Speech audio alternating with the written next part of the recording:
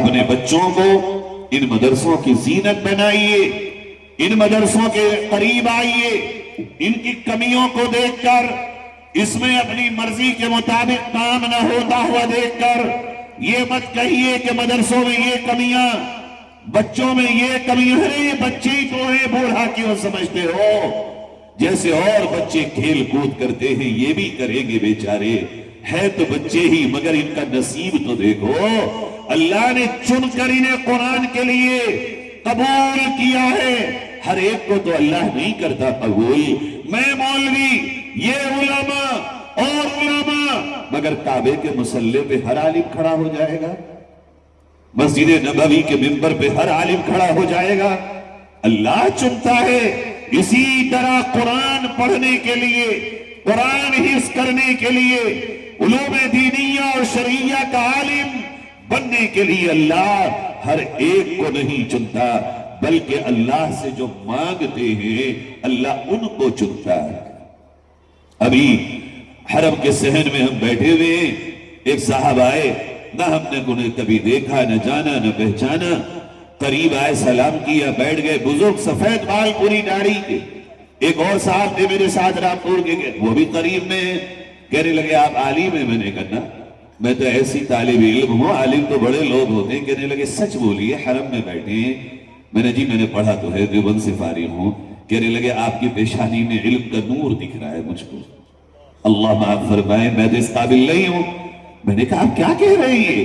کہنے لگے ایسا ہو سکتا ہے سورج نکلے اور دن میں روشنی نہ ہو، آپ ہی کیا خدا کے علوم کسی کے سینے میں ہو، قرآن سینے میں ہو اور اس کا چہرہ عام چہروں سے جدا نہ ہو؟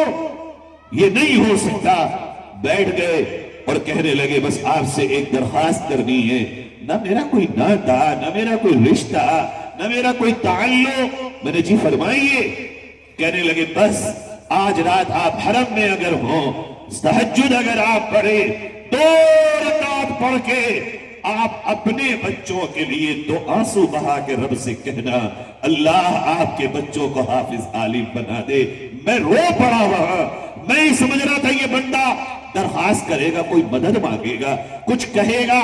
کہنے لگے میں آپ سے اس لیے کہہ رہا ہوں، ضروری نہیں ہے اگلا موقع آپ کو پھر ملے، صرف 2 آنسو حرم میں آپ کے بچوں کی زندگی بدل دیں گے۔ آپ کو تو اللہ نے دولت دے دی، مگر آپ اگر اپنے بچوں کے لیے اللہ ہی سے نہیں مانگیں گے، کتنے علماء کو میں نے دیکھا جو خود تو عالم و حافظ ہیں مگر اولادیں ہیں۔ میرے پیارو، لوگوں کے دلوں میں یہاں تک قدر ہے، آج بھی اللہ نے یہ قدر رکھی ہے لوگوں کے دلوں میں۔ آپ سے میں یہ اس لیے کہہ رہا تھا کہ اللہ کی امانت ہے، یہ اللہ کی دی ہوئی نعمت ہے یہ اولاد، اسے اس طرح بناؤ کہ دنیا میں کوئی دیکھ کے کہے واقعی یہ کتنا شریف بچہ ہے، کتنا نیک بچہ ہے، کتنا پرہیزگار بچہ ہے، یہ بچہ نماز پڑھتا ہے، یہ بچہ جب چلتا ہے آنکھوں سے شرم و حیا والا، یہ بچہ جب بڑوں کے پاس جائے عزت و شرافت کا معاملہ کرنے والا، یہ جب اپنے چھوٹوں میں بیٹھے تو پیار و محبت کا معاملہ کرنے والا، یہ جھوٹا نہیں ہے، یہ غیبت کرتا نہیں ہے، یہ حلال کی فکر میں رہتا ہے۔ خدا کی قسم حرام کی دولت کے پیڑ بھی ہوں، سونے کی اس پہ پتیاں ہوں، اور ایک طرف حلال کا سوکھی روٹی کا نوالا ہو، وہ سونے کی پتیوں کا پیڑ تمہارے لیے در حقیقت کانٹوں کا پیڑ ہے، اور یہ سوکھی روٹی کا حلال کا نوالا در حقیقت تمہیں جنت میں محلوں میں لے جانے کا راستہ دکھانے والا۔ ہم نے آپ نے معیار یہ سمجھا ہے، یہ ہے بس معیار۔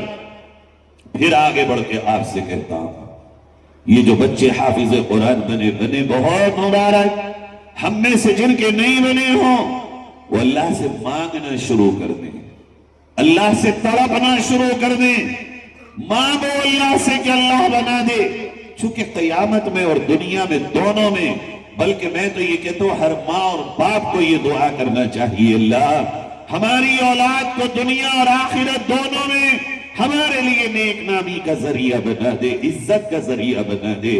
حضرت عمر ابن خطاب رضی اللہ عنہ کعبے کا غلاف پکڑ کے روتے تھے، اللہ اگر عمر نیک بخت ہے تو اس کی نیک بختی اور سعادت کو دوام دے، یعنی یہ ہمیشہ رکھ۔ اور اگر عمر شقی ہے، اگر عمر نیک بخت نہیں ہے، اے اللہ عمر کی شقاوت کو سعادت میں تبدیل فرما دے۔ جب انہیں اپنی نیک بختی نیک نامی کی اتنی فکر ہو جو کہ نبی کے مانگے ہوئے مرادوں میں ہو، تو ہمیں اور آپ کو اللہ سے کتنا مانگنا چاہیے؟ ہم فخر کرتے ہیں، ہم ناز کرتے ہیں ان کے بچوں پہ جو بہت کما رہے ہیں۔ آپ کو پتا ہے جس کا بچہ ڈی ایم کا بن گیا ہو، کلکٹر بن گیا ہو، استقبال ہوتے ہیں ان کے بڑے بڑے جشن، بالکل کرو، مگر میں آپ سے پوچھتا ہوں اس کا حساب کیسا ہوگا؟ کیا کوئی کلکٹر بغیر منسٹر کے دباؤ کے کام کر پاتا ہے ضلع میں؟ کیا کوئی کلکٹر بغیر حکومت کے اشاروں کے اور ان کے ناز و نخرے کے ضلع کی کلکٹری کر پائے گا؟ کیا کوئی ضلع کے پولیس کا کپتان اگر کسی کا لال ہو، مبارک ہو تمہیں، مگر کیا وہ 100% صحیح کام کر پائے گا؟ کیا وہ چل پائے گا صحیح انصاف کے قلم کو چلا پائے گا؟ پھر اگر وہ کپتان اور کلکٹر بنا ہے تو کیا اللہ کے یہاں اس کے لیے ترازو توڑ دی جائے گی؟ حساب ختم کر دیا جائے گا؟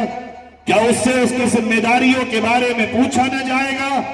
اس لیے ہم یہ کہا کرتے ہیں بے شک دلوں میں امیدیں رکھو اپنے بچوں کو بڑے سے بڑے عہدے دلانے کی، مگر رب تعالیٰ کی قسم اپنے بچوں کو اس طرف لے جانے سے پہلے انہیں حلال، حرام، شرک، کفر، بدعت، سنت، اللہ اور اس کے رسول کی تعلیمات میں کوٹ کوٹ کے ان کے دلوں میں بھر دو، تاکہ وہ اگر کلکٹر کی کرسی پہ بیٹھے ہوں حق کر سکتے ہو تو ٹھیک ہے، ورنہ لات مار کے اس کرسی کو حلال کا لقمہ کھانے والے ہوں۔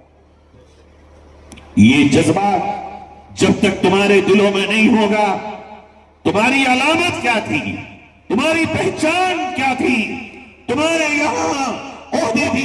امام اعظم ابو حنیفہ رحمت اللہ علیہ کے پاس اس وقت کے پوری دنیا کے مسلمانوں کا سب سے بڑا قاضی بننے کا عہدہ آیا۔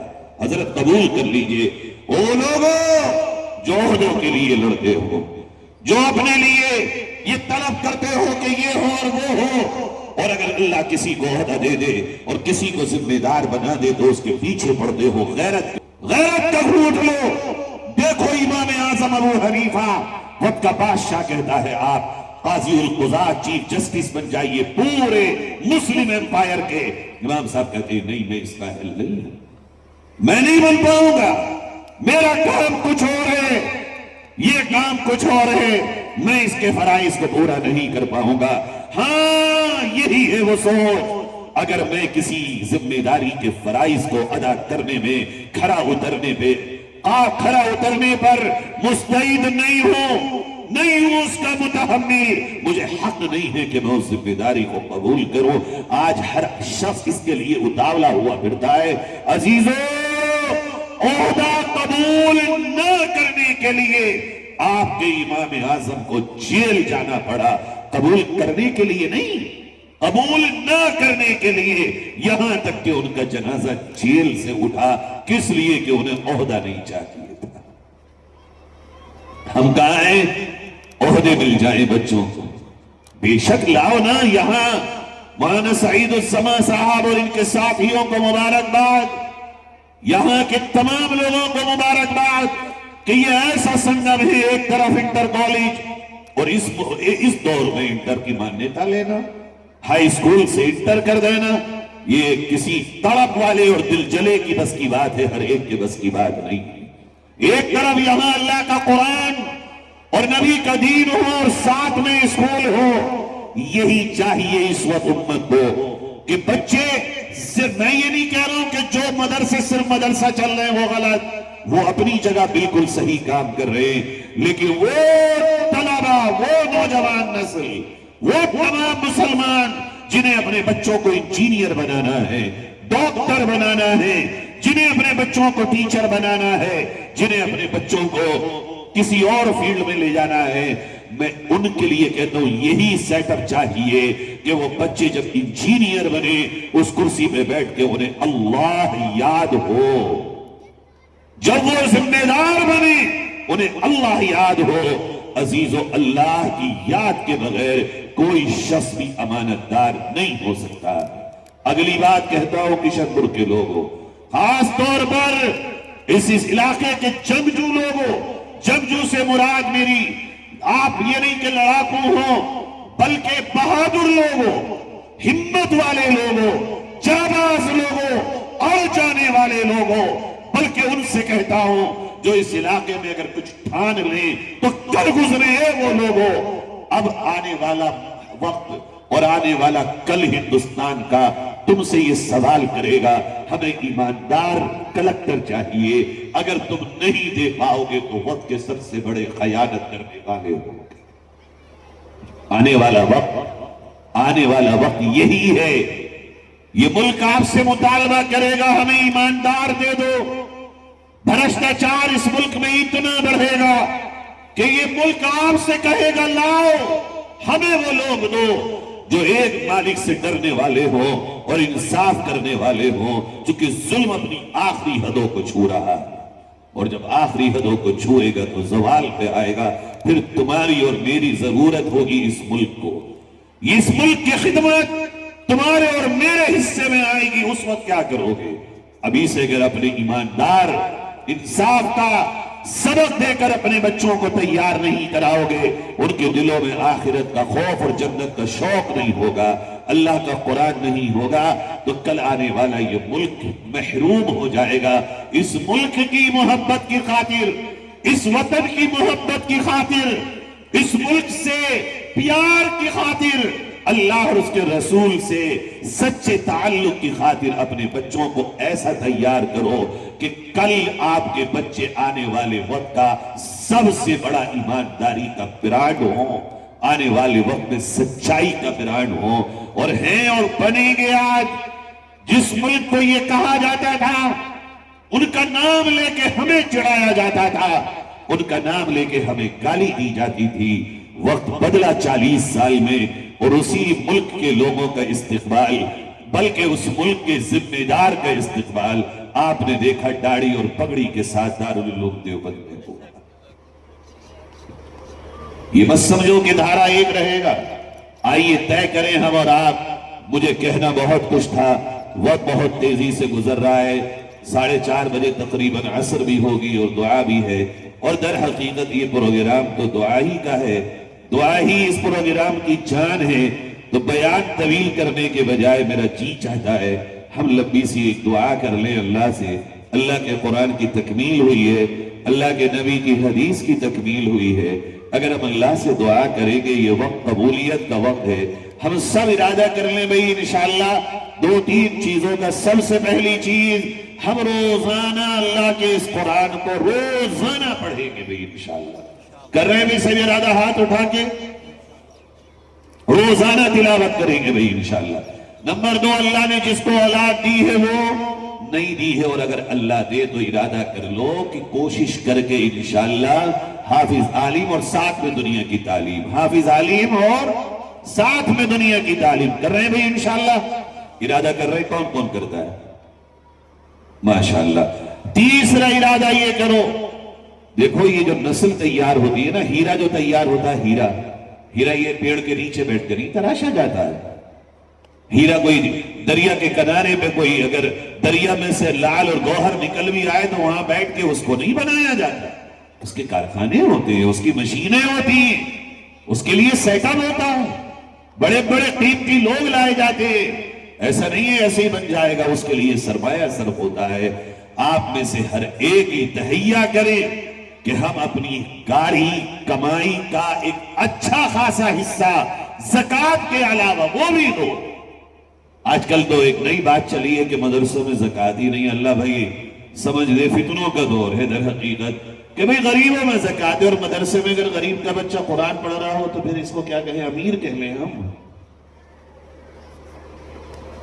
لیکن میں اس سے آگے کہہ رہا ہوں، زکوٰۃ تو دے ہی رہے ہو آپ، زکوٰۃ سے آگے بڑھ کے کہہ رہا ہوں، اور اس آخری بندے سے کہہ رہا ہوں جو صرف مزدور ہو، اس سے کہہ رہا ہوں جو پہلی صف میں کھڑا ہوا کروڑ پتی ہو، اپنی کمائی کا اچھا حصہ مزدور بھائی 500 रुपए कमाते हो, अल्लाह से सौदा तुम भी करो और इस कुरान की खिदमत में इन हीरो को बनाने के लिए जिनकी आने वाले वक्त में जरूरत पड़ेगी, अपनी कमाई को शौक के साथ, आजिजी के साथ, ये सोच करके अल्लाह मुझे मौका दे रहा है, मैं एहसान किसी पे नहीं कर रहा हूं, अल्लाह ने मुझ पे एहसान किया है, जो नस्ल को तैयार करने में अल्लाह ने मेरा माल लगवा दिया है।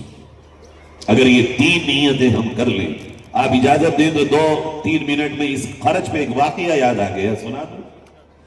देखो ये तुर्की है, तुर्की का नाम सुना है आपने? सुना है भाई?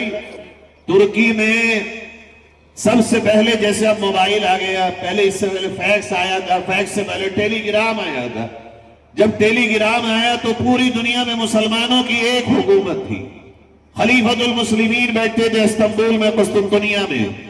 तो वो टेलीग्राम लेके उनके पास गए कि ये हमने बनाया है, आप इसको कबूल कर लें, इतनी बड़ी सल्तनत है, पैगाम इधर उधर भेजने में वक्त लगता है, ये खटपट काम हो जाएगा। तो बादशाह सलामत ने कहा यकीन कैसे करें? का तजर्बा कर ले, मुख्तसर बता रहा हूं, तजर्बा हो गया। बादशाह ने कहा अच्छा मांगो, क्या मांगते हो? मुसलमान मालदार की, अमीर की, हाकिम की, वक्त के बादशाह की सबसे बड़ी कमजोरी है कि बह जाता है। बस मांगो, क्या मांग, क्यों पूछ रहे हो भाई? कीमत पूछो उसकी, इसकी कीमत क्या है?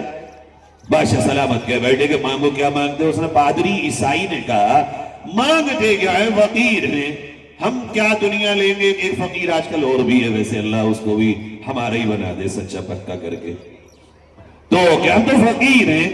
क्या अच्छा, क्या चाहिए? कि कुछ नहीं चाहिए, पूरी मुस्लिम सल्तनत में एक भी ईसाइयों का स्कूल नहीं है, आप बस हमें इतनी इजाजत दे दीजिए, जैसे हमने ये टेलीग्राम बनाया, आपके बच्चे भी इतने काबिल बने और बनाए। बादशाह सलामत ने खड़े खड़े कागज का टुकड़ा लिखा, मोहर मारी और दे दी, कहा जाओ। अब उसने वहां उस दौर के सबसे बड़े मालदार जो अमेरिका में रहता था, रोबोट नाम का, उसे खत लिखा और कहा रोबोट, उस दुनिया मुसलमानों ने जिस तरह तुम्हारे बुजुर्गों को निकाल कर फतह किया, मैं एक ऐसा टुकड़ा उनके बादशाह से लिखवा लाया हूं, अगर तुम मेरे कहने पे पैसा लगाओगे तो ये वापस तुम्हारे पास आ जाएगा। उसने यकीन किया, बहुत बड़ा पैसा उसने उस पादरी के कहने पे स्कूलों में लगा दिया अपना, और सबसे पहला स्कूल तुर्की में ही, कुस्तुनतुनिया यानी आज के इस्तांबुल में, रोबोट स्कूल और रोबोट कॉलेज के नाम से बना। और फिर उसके पहले बैच का, पहले साल का जो तालिबे इल्म था, उसका नाम था मुस्तफा अतातुर्क कमाल पाशा, जो पूरी दुनिया में कयामत तक गद्दारी का अलामत, गद्दारी का निशान है। और उसी तालिबे इल्म ने फिर मुसलमानों की कमर ऐसी तोड़ी, खिलाफत को तोड़कर, कि आज तक मुसलमान पूरी दुनिया में सीधा नहीं हो पा रहा है। था क्या? एक की सोच और एक का पैसा, एक की फिक्र, एक का माल, एक की मेंटालिटी और एक की मनी पावर, ये दो जब मिल के आगे चली, मेरे अजीजों, पूरी दुनिया का रुख बदल के रख दिया। यही आज चाहिए।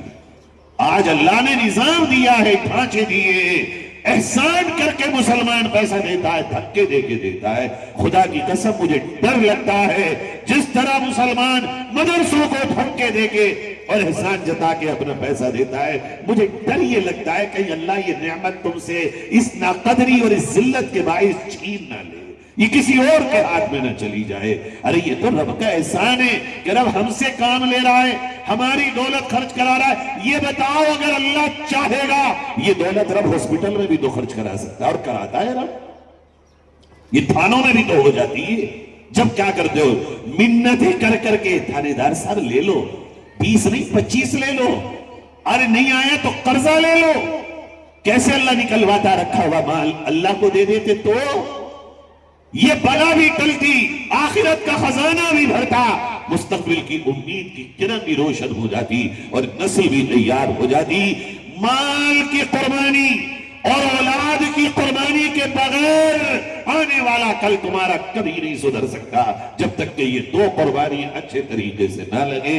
और ये कुर्बानी इस तालीम के रास्ते से लेके चलो, इंशाअल्लाह हम रहे ना रहे, तुम رہو نہ رہو ہم اپنی قبروں میں بھی ہوں گے، تو ہماری قبروں کے اوپر ہماری اولادیں فخر سے کہیں گی یہ ہمارے باپ کی قبر ہے، یہ ہمارے استاد کی قبر ہے۔ اور اگر ہم اسی حالت میں مر گئے، اپنی اولادوں کو کھڑا نہ کیا، تو لوگ ہماری قبروں کو بھی نہیں پہچانیں گے۔ ایک کہیں ہوگا، دوسرا کہیں ہوگا، تیسرا کہیں ہوگا، کوئی پہچاننے والا نہیں۔